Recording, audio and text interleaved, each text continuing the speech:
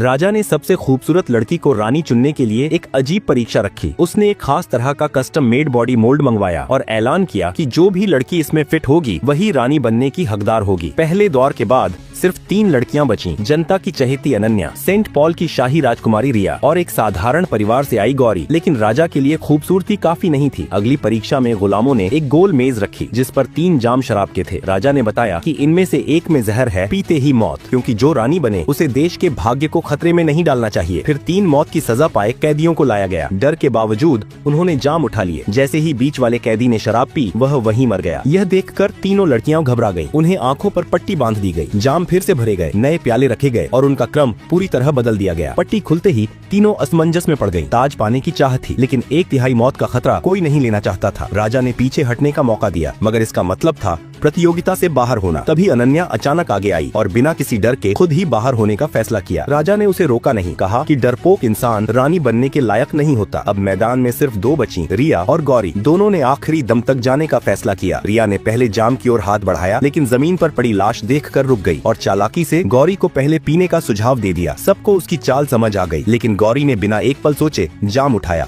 और पूरा पी गई। सब हैरान रह गए। अब बारी रिया की थी। वह 2 जामों के बीच फंस गई। काफी देर सोचने के बाद उसने दाहिने वाला उठाया, लेकिन डर जीत गया और वह रो पड़ी। राजा ने तुरंत उसे अयोग्य घोषित कर दिया। तभी अचानक गौरी ने दूसरा जाम उठाया और पी लिया। रिया मन ही मन राहत महसूस कर ही रही थी कि गौरी ने तीसरा जाम भी उठा लिया, वही जो जहरीला माना जा रहा था, और उसे भी पी गई। राजा चौंक गया और पूछा कि वह इतनी निडर क्यों है। गौरी ने शांत स्वर में कहा कि उसने शुरू से ही समझ लिया था कि यह सब सिर्फ एक परीक्षा है और किसी भी जाम में जहर नहीं है। उसी पल मरा हुआ कैदी उठ खड़ा हुआ। सच्चाई सबके सामने थी। अपनी समझदारी और हिम्मत से